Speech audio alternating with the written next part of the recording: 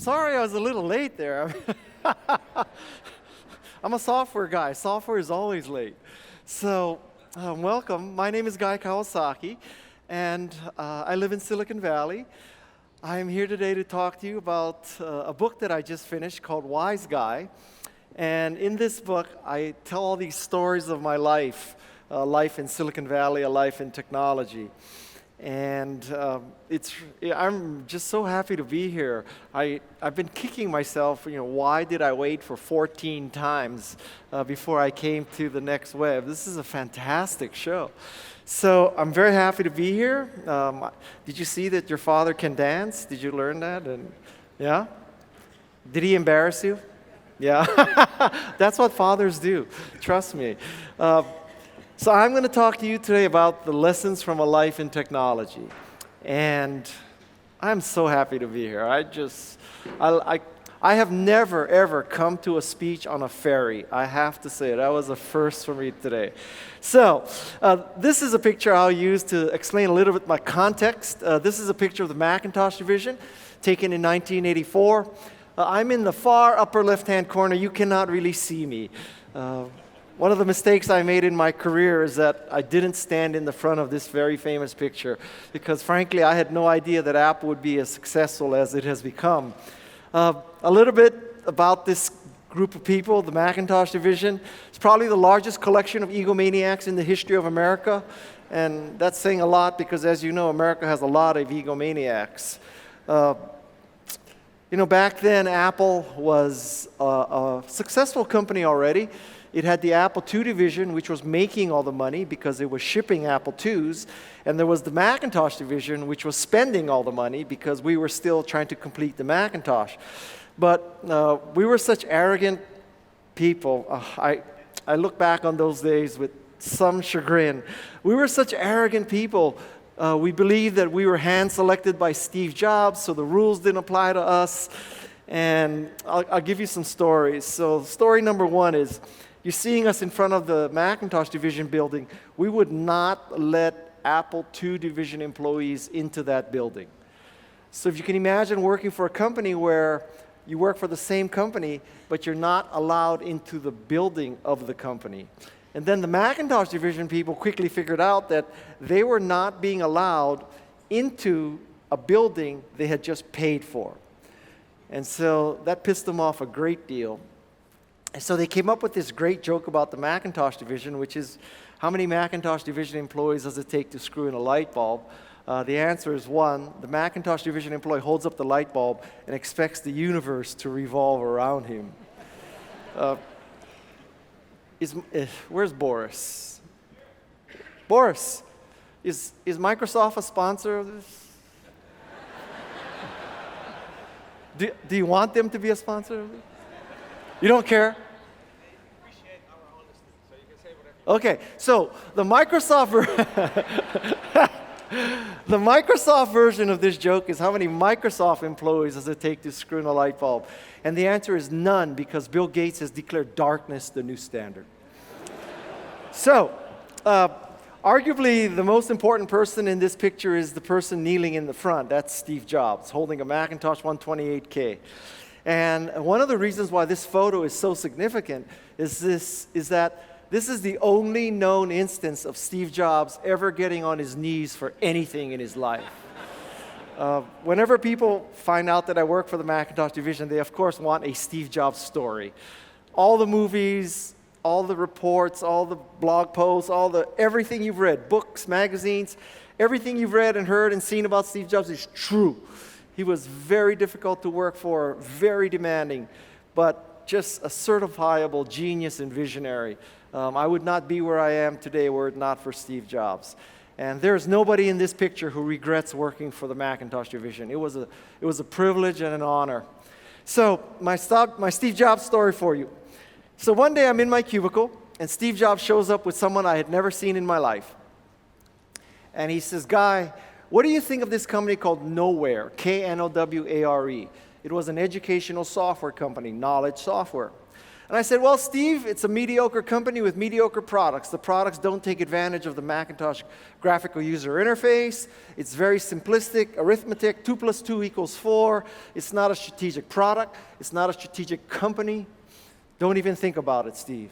And then Steve says, I want you to meet the CEO of nowhere.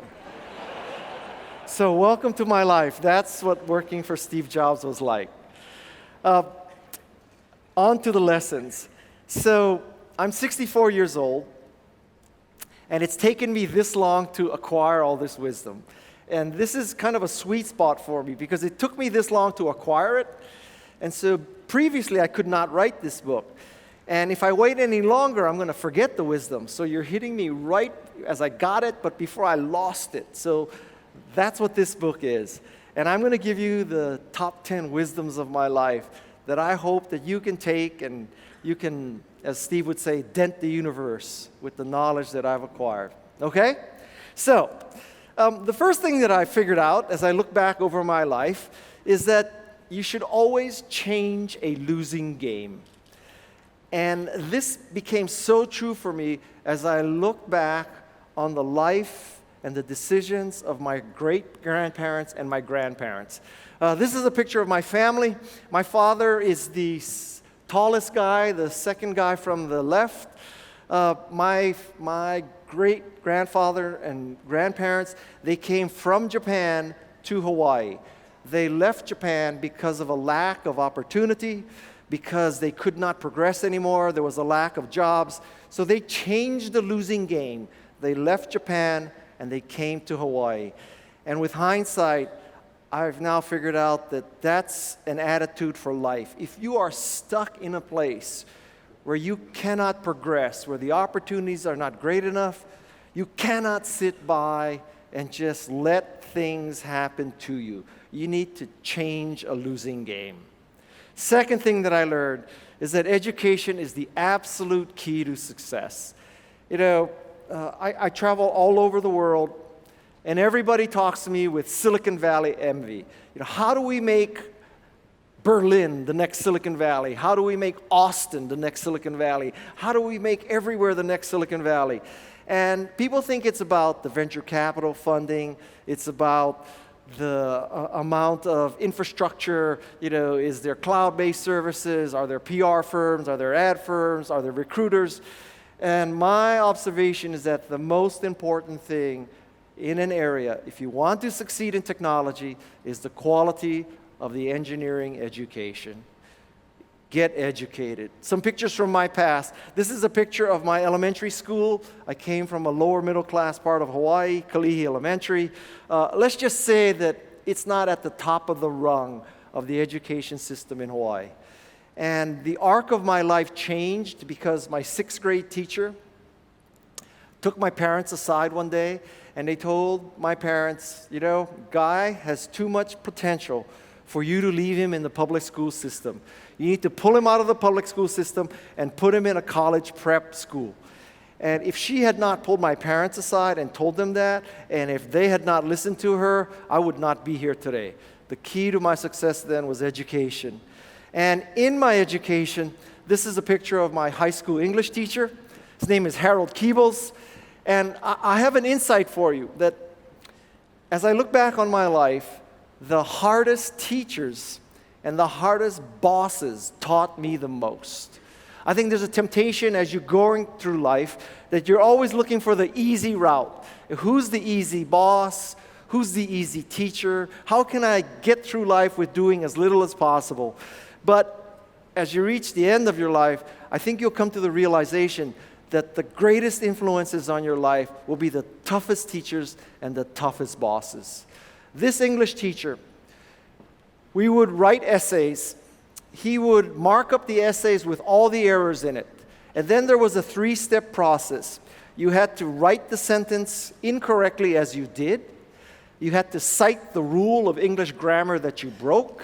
And then you had to write the sentence correctly. Every error required 3 steps. So you very quickly learned English grammar and composition. He's the best teacher I ever had, just like Steve Jobs was the best boss that I ever had. The next thing that I learned is that Motivation is often dressed up in very highfalutin terms. You want to dent the universe. You want to change the world. You want to end global warming. You want to foster world peace. And I need to fall on my sword a little bit. I'm going to tell you about what motivated me in my youth and what drove me to where I am today. So this is a picture of a bus stop. This bus stop is at a high school in Hawaii called Kaimuki. Kaimuki is the lower middle class part of Hawaii, right off Waikiki. And when I was in high school, I was once robbed at this bus stop.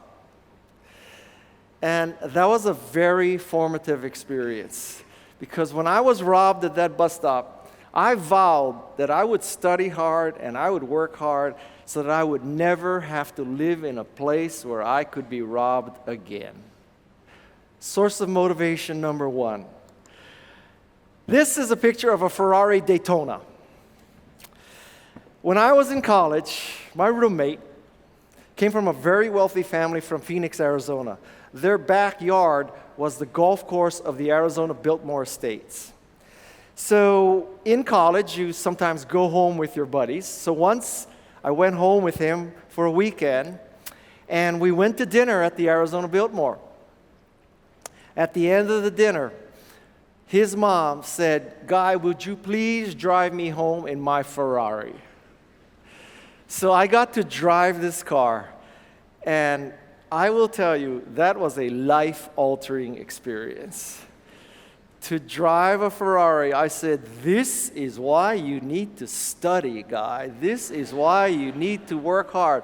So while everybody's talking about changing the world, all I wanted to do was change the car. My third source of motivation. This is a picture of me, and this is a Jackie Chan. Now, it's not the real Jackie Chan, because I have never met the real Jackie Chan. This is in the Wax Museum in Beijing. And I hope I don't violate any copyright or trademark by standing with a wax figure, but this is not the real Jackie Chan. So here's the story. So about 15 years ago, I owned a Porsche 911. And I stop at this light on El Camino in Menlo Park. I'm in this 911, and I look over to the left, and there's a car with 4 teenage girls in it. And they're giggling, and they're laughing, and they're making eye contact with me. And I'm sitting there, and I'm thinking, Guy, you have truly arrived. Teenage girls know who you are. It's because of your work at Apple, your writing, your speaking, that you founded a hot.com company. So I'm sitting there just totally smug. The girl in the front seat says, roll down the window. Clearly not a Porsche owner, because you don't roll down a Porsche window, you press a button. But anyway, I roll down my window. She sticks her head out, and she says to me, "Are you Jackie Chan?" Now,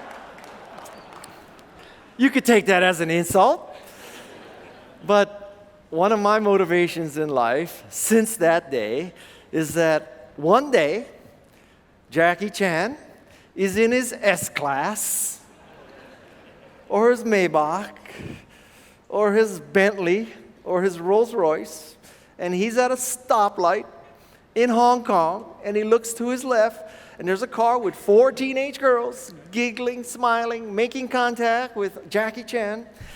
Girl in the front seat, roll down your window. Jackie Chan rolls down the window. Teenage girl in the front says to him, "Are you Guy Kawasaki?" That's the goal. My message here is that, you know what? Don't worry about what motivates you. Just get motivated. Next lesson.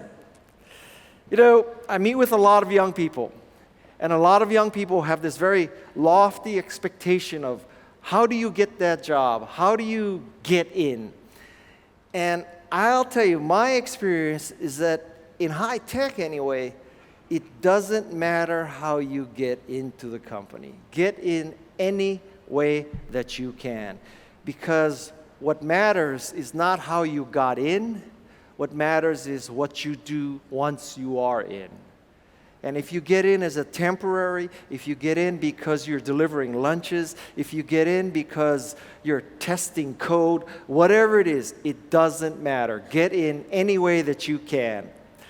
This is a picture of the first 3 generations of evangelists in the Macintosh Division. The guy on the left is Mike Benioff. He's the first software evangelist. He hired me. The reason why I got hired at Apple is not because of my stellar work experience, nor my stellar educational background, PhD in computer science from Carnegie Mellon, anything like that. I got hired at Apple because Mike Benioff was my college roommate. It's his mother who had the Ferrari Daytona. The only reason why I got hired at Apple was nepotism. It was pure and simple nepotism. But you know what? That's how I got in. Why I succeeded is for very different reasons. So my message to you, as you're facing employment opportunities, thinking of starting companies, thinking of hiring people, don't worry about how people get in. Just worry about what they do once they're in. You know, I think the current HR wisdom is that you always look at people's educational background and work experience for relevance. I'm not saying you should ignore that, but I think you should add a third variable when you are hiring or being hired, which is, do you love what the company is doing? Because when I saw Macintosh for the first time, I was coming from the jewelry business. I literally was schlepping gold and diamonds around the United States. But when I saw Macintosh for that first time, when I saw Mac Paint and Mac Write, for me it was a religious experience. The clouds parted, angels started to sing. And the reason why I succeeded in the Macintosh division is because I loved the Macintosh. So I succeeded despite the lack of the right education and the right work experience. I will also tell you that I've come to believe that people with the perfect background, education and work, if they don't love what you do, it doesn't matter if they have the perfect background. So the lack of the perfect background can still make you successful. The presence of the perfect background can still make you fail. Just get in. Next lesson is a lesson in life that will help you have a happy life, which is don't look for problems where they don't exist. This is a picture of me standing in front of a house on Union Street in San Francisco. You see that hedge? So about 16 years ago, I lived in this house. This is a very nice house in a very nice part of San Francisco. Union Street dead ends into the Presidio. So it's a part of San Francisco called Cow Hollow, one of the nicest parts of San Francisco. So one day, I was outside of my house trimming this bougainvillea hedge, trimming it, all right, snipping the branches. This older white woman comes up to me and says, "Do you do lawns also?" And I said to her, "Oh, so I'm Japanese American, so you figure I'm Japanese American. I must be the yard man, right?" She goes, No, it's not that. It's just you are doing such a great job at trimming the hedge. I wanted to ask you if you also do lawns. So right there's some wisdom. The wisdom about racial profiling. But wait, it gets better. 2 weeks later, my father comes and visits me. I'm third generation Japanese American. He's second, served in the US Army, the whole thing. And I tell him this story, and I fully expect him to just go off on her, right? How dare she ask you if you're the yard man? Does she not realize that you went to Stanford, that you worked for Apple, that you've written 5 books, but just because you're Japanese, she thinks you're the yard man? He did not say that at all.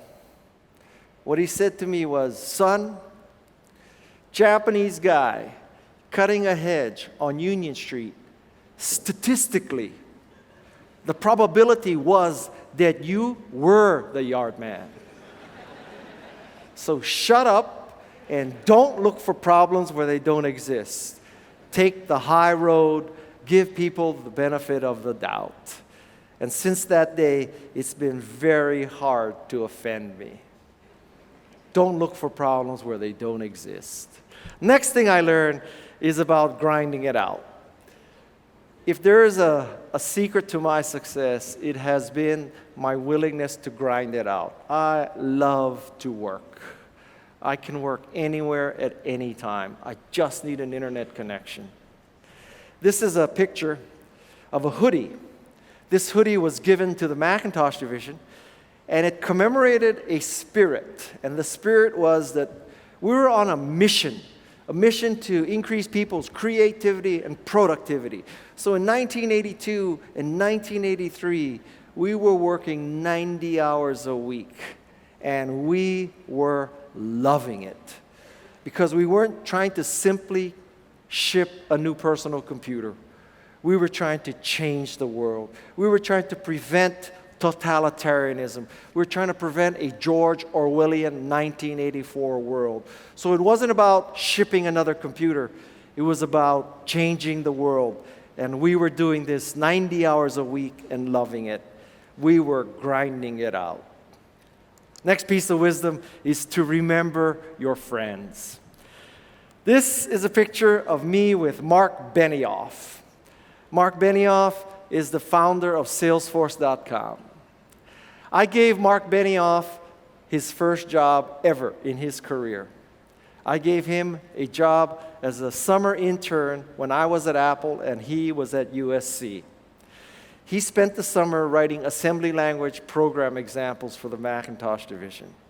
Fast forward 30 years, he is not the intern, he is now the man.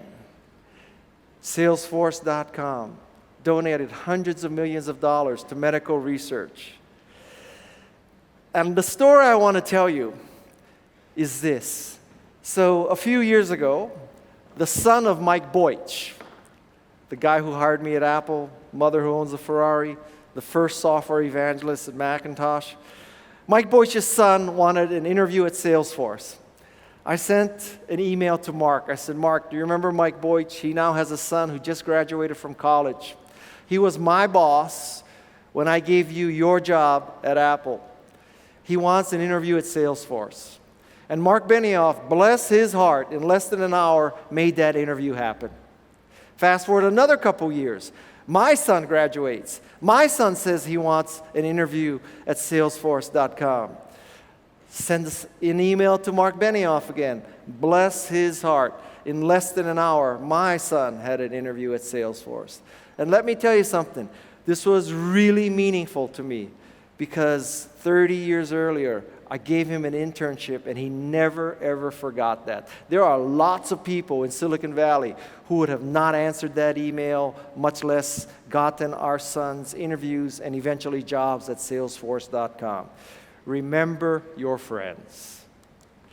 Next thing I learned, lots of people ask me, so what is the key to evangelism, Guy? You've evangelized Macintosh, now you're evangelizing Canva. What is the key? So I want to explain a concept called Guy's Golden Touch. Guy's Golden Touch is not whatever I touch turns to gold. Guy's Golden Touch is whatever is gold, Guy touches. This is a picture of the moment that I met the co-founders of Canva. How many of you use Canva in this room? Yeah, so Canva is an online graphics design service. And what it enables you to do is create great graphics. Every one of you can create great graphics. A nice way to think of Canva is that, in the time it takes you to boot Photoshop, you could finish a graphic in Canva. So when people ask me, so what's the key to evangelism? Is it an outgoing personality? Is it the ability to shuck and jive and network? Is it the ability to do a great demo? Is it persistence? What is the key to evangelism? The key to evangelism is to evangelize great stuff. Because it's very easy to evangelize great stuff. It is very hard to evangelize crap. The key to evangelism is to find create, align yourself with great stuff. Evangelism comes from Greek words meaning bring the good news. So what an evangelist does is bring the good news. I brought the good news of Macintosh. It makes people more creative and productive. I'm bringing the news of Canva. It makes everybody into a graphic designer. So if you want to evangelize something, it starts with that something has to be good news, that it empowers people, it makes people's lives better, that it changes the world. Next thing that I learned is you have to continue to learn. You know, when I was younger, I thought, oh, so learning stops when you get your degree. You know, you get your degree, you march down in the commencement ceremony, and bada bing, bada bang, learning is over. Now it's just reaping, and it's making money for the rest of your life. And I found that to be absolutely untrue. If you want to optimize your life, you have to continue to learn. I like to use sports examples. So this is me about 2 years ago. And let's just say, if you know anything about surfing, this is not the ideal position. So at the age of 62, I decided to take up surfing. That is roughly 58 years too late. And I took up surfing because my daughter took up surfing. This is a picture of me surfing with my daughter. And the message here is that, you know what? Surfing is probably the hardest thing I've ever tried to learn. It is way too late to do it at 62. But you know what? It can be done. The message is continue to learn. Learning is a process. It is not an event. Continue to learn. Next thing I learned, a little piece of wisdom is in life, you have to do what it takes. I'll tell you an example. So I once had a book called Enchantment, and I ran a crowdsource cover contest. And so I went on social media and I told people, I'm running a cover contest, submit your cover design to me, and I'm going to pick one and pay $1,000 for the cover. And what happened was very interesting. So a lot of professional graphic artists complained that I was exploiting their industry. Because what I was essentially doing was asking hundreds and hundreds of graphic designers to create covers, submit them to me, and I would only pay one.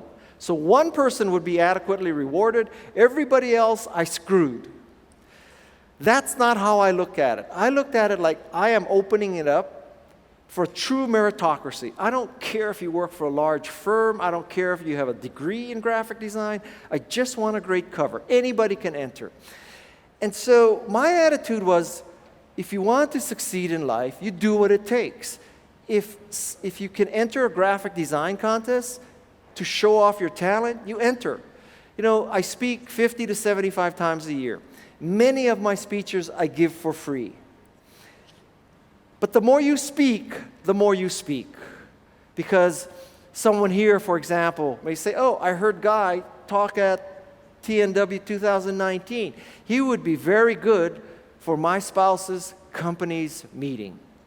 And so speakers give away speeches for free. Hackers enter hackathons. And so my message here is that it is not about how you succeeded. You do what it takes. And this is an example. This is a picture of me with Richard Branson. Richard and I were in Moscow together to speak at a conference. Richard comes into the speaker ready room and he says to me, Guy, do you fly on Virgin? And I said, Richard, I'm United Airlines Global Service. I don't know how you get to be Global Service. I don't want to jeopardize my Global Service status, because if you're United Global Service, even United becomes a tolerable airline. And when I said this is what he did. He got down on his knees and he started polishing my shoes. Other than that picture, I've never seen Steve Jobs get down on his knees for anybody. Richard Branson, billionaire, owner of an island, windsurfs with Barack Obama, knight, gets down on his knees to get another passenger for Virgin. This is the moment I started flying on Virgin America. And the lesson here is that, you know what? If Richard Branson can get on his knees and do what it takes, all of us can get on our knees and do what it takes. Now, you may be wondering, why is this picture so lousy? And I have to say, I completely agree with you. So what happened was, I didn't exactly expect Richard to get on his knees and start polishing my shoes. So when he did this, I handed my camera to someone in the room. I said, take this picture. This is such a great moment. And the camera was set to manual focus at that point. And so this person just picked up the camera and snapped the picture. And one of my big regrets is that I don't have an in-focus version of this picture. I may have to recreate this picture one day. The point is, do what it takes. And this is my last piece of wisdom for you. This is not something about politics or drugs, okay? I'm not suggesting you get high and to the right in that sense at all. I guess I'm in Amsterdam, though, so maybe the get high part is okay. So I want to give you what I consider the only graph you need to chart your life. To chart how you create a product, how you create a service, how you position yourself as an employer, as an employee, how you find dates, how you get happily married, how you do everything in life can be explained with this one chart. In this chart, there are two axes. The vertical axis measures your degree of uniqueness, your differentiation. The horizontal axis measures the value of what you bring to the party. There are 4 corners in this 2x2 matrix. Some big consulting firms would charge you $5 million to tell you you need to be in the upper right-hand corner. You're getting it free here today at TNW2019. So let us go through all the corners.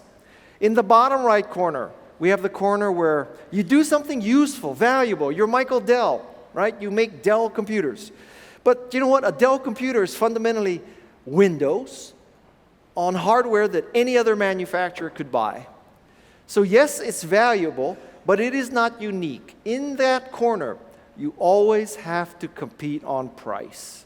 Same operating system, same hardware, you have to compete on price. In the upper left-hand corner, that's a corner where you are truly unique, completely differentiated. Only you do what's done in that corner. You own a market that doesn't exist. In that corner, you are just plain stupid. In the bottom left corner, you are stupid and it's crowded where you're stupid. Because in that corner, you have created something that's not valuable, and stupid people like me in Silicon Valley have funded other stupid companies that do the same stupid, non-valuable thing. A great example of this is pets.com, buying dog food online. Buying dog food online. Why was it not valuable? Yes, dog food was cheaper online because there's no retailer, but you had to add back shipping and handling. So what you discounted because there's no retailer, you had to add back with shipping and handling. And then somebody had to be at home when the dead cow in the can was delivered to your house. So it was less convenient, just as expensive, not valuable. Why was it not unique? Well, many of you are entrepreneurs, so I'm going to give you a lesson in pitching.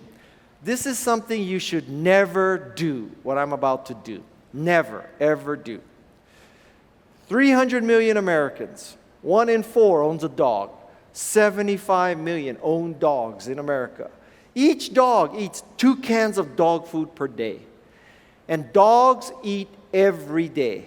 We are not talking B2B here. We're talking B2C. Dogs eat every day. More accurately, B2D. Dogs eat every day.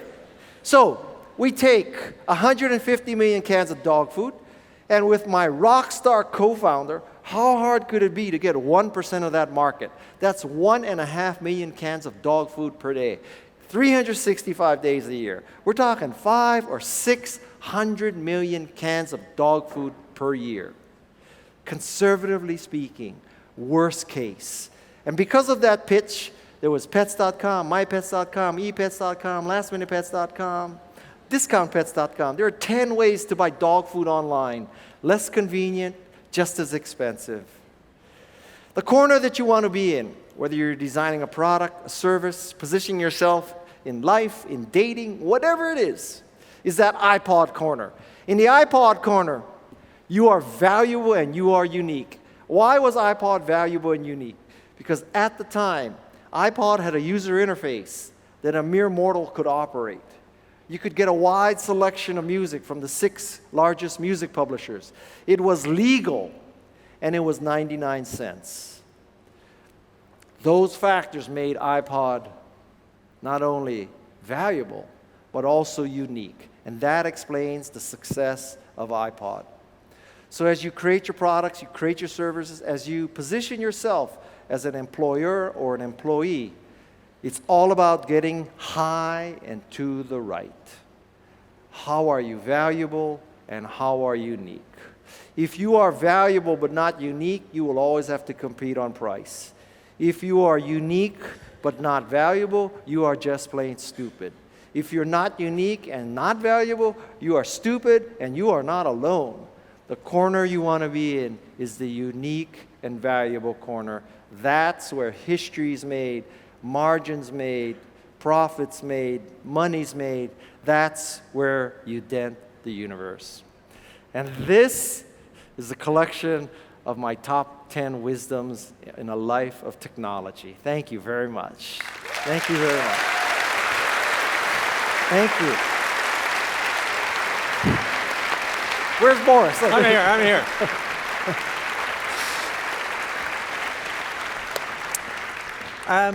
Thank you. That was an inspiring talk. I'm proud you've been a childhood icon for me, and I think it's great that we have the 14th edition and that we can open with Jackie Chan. Thank you. So there's just a few questions I want to ask, and the first one is the theme of the conference, and the tagline for our company is the heart of tech. I always thought that the Macintosh wasn't really about the technology, but much more about the humanity. Can you say something about that? So, yeah, I think that, well, certainly Apple proves this, that fundamentally it's about the emotion. It is about the reaction. I don't think people wake up in the morning saying, I want to buy tech. I think they want music, they want entertainment, they want productivity, they want beauty. And so I think your theme fits right in, that you have to separate the features of a technology from the benefits of the technology, and it's all about the benefits of technology. When you left Apple, someone once asked you, like, why did you leave Apple? And then you said, because I started to believe my own bullshit. Yes. Which I thought was a beautiful quote from someone as influential as that. Can you talk about that self-reflection a little bit for the people in the room like me who are might start to believe their own bullshit? Well, yeah, so I left Apple twice in my career. Both times to start companies. And so, part of being an entrepreneur is you have to be somewhat delusional. You have to believe in your own bullshit. Because if you didn't believe in your bullshit, how can you possibly get anybody else to believe in your bullshit? So I think it's a necessary, though not necessarily sufficient, quality of entrepreneurship, that you do have to believe your bullshit. But then you have to make it true. And I think that's one of the keys to the success of Silicon Valley, is that we believe our own bullshit, and in many cases, we can also make the bullshit come true. All right, last question. Yes. Of course, you're known as a marketeer. You popularized evangelism. Yes. But then now you're a writer. Like, what's next? What's next for me? Yeah. So, as I told you, I'm 64 years old. I have 4 children. My children are, 25, 23, 17, and 13. So the 25 and 23 are out. We had 2 IPOs, if you will. So the 17 and 13, who's going to go surfing with you? The 17 and 13 are both living with us still. And I will tell you that I have come to the conclusion that I need to spend as much time as I can with them. So I'm not interested in starting any more companies, doing anything more like that. Really, I just want to spend time with my kids and surf. That's all I really want to do. All right, let's all go surf. Thank you very much. Thank you, Guy Kawasaki. Have a great time. Thank you. Thank you.